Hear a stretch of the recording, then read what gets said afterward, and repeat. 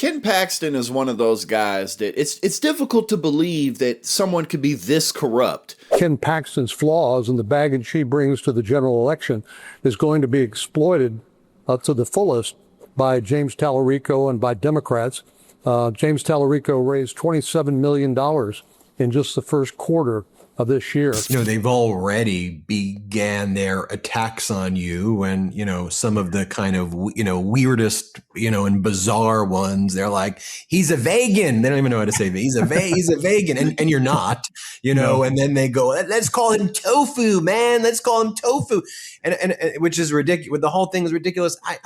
I want to hear your response to just kind of not that, but just in general, stepping into this and seeing, what they're doing when they put $1 trillion media machine behind attacking you. But my thesis ultimately is, maybe that stuff worked 2 years ago or 3 years ago when people were also being pitched, we're going to make your life so much better and it's going to be affordable on day one and we're going to do so much things. It's going to be great. But the bill is now due. And I think whether you're in Texas or whatever, you're like, okay, you promised me this stuff. It ain't happening right now. And you're not going to just divide and I get it. You're not going to make me vote for you by saying the word tofu over and over again. Like, where the heck is my Doge dividend check that you promised? And where's my savings that you promised me? You screwed me. That's right. And, I'm an 8th generation Texan. I've been eating barbecue since before Ken Paxton's first indictment. And if all they have on me is lying about me being a vegan, I feel pretty good about our chances this November. Well, number one, I hate that Bill Cassidy lost. He's a great American, great senator, and I still look forward to working with him through the remaining our tenure here in the U.S. Senate. Cornyn, the same thing. And to call Paxton ethically challenged is to call Jeffrey Dahmer suffering from an eating disorder. This guy is an empty suit and will do us no service by being in the U.S. Congress. It's actually a source of really big frustration in the base with me as somebody who's a Republican. They're so hypocritical, right? When it was Tony Gonzalez who had cheated on his wife and, had all these affairs, the MAGA base, because they don't view Tony Gonzalez as a MAGA guy. He's a rhino. They were like, this guy sucks. He's a cheater. We need to get him out. He's horrible. But then when Ken Paxton does it, they're like, oh, well, what he does in the privacy of his home, that doesn't matter. Totally okay. Don't worry about it.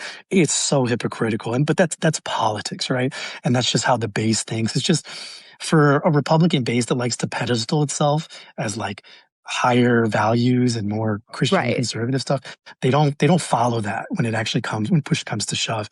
And he's been able to avoid all this. He's been able to avoid every scandal. There's questions about his finances, and then he's got this most recent controversy where you had this, a former friend of his had molested a child and, that it ended up with a hung jury. I think it was 7-5 in favor of finding this guy guilty, but it wasn't enough.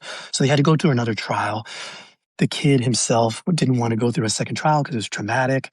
And they decided that Paxton led a thing to get his buddy a plea bargain. And it was just 2 misdemeanors and time served, which was 1 day.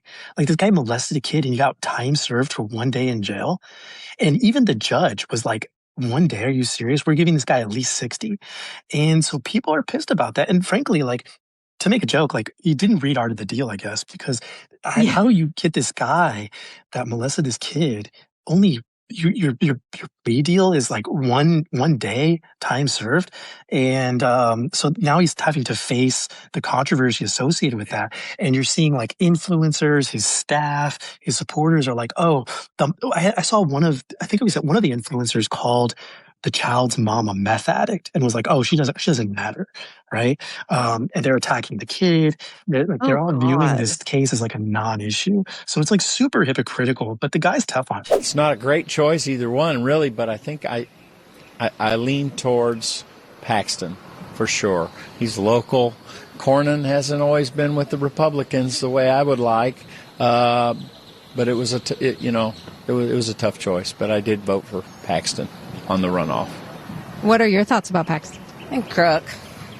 Yeah, that's it, period. He's just a crook. The fact that Donald Trump backed Ken Paxton is really just projection and him trying to protect those who are like him. Or maybe it's his pettiness. You know, what difference does it make to him now? He doesn't technically need to run for re-election, although I think that we all know that he's going to do everything he can to stay in office. He said 8 or 9 years from now, he'll leave office if he even lives that long because, you know, he lives off of a diet of McDonald's and Diet Coke.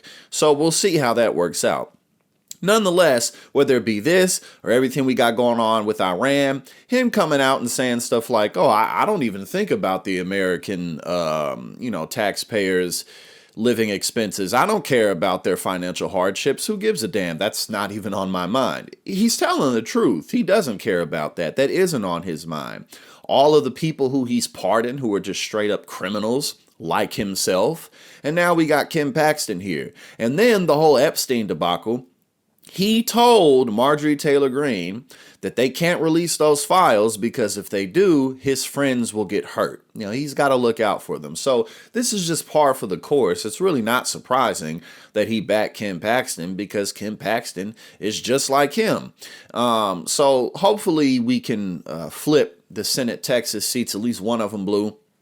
You know, I don't know if we'll ever get that whole thing, but at the end of the day, if Talarico does end up winning, a lot of that will have to do with the fact that he's going up against Ken Paxton.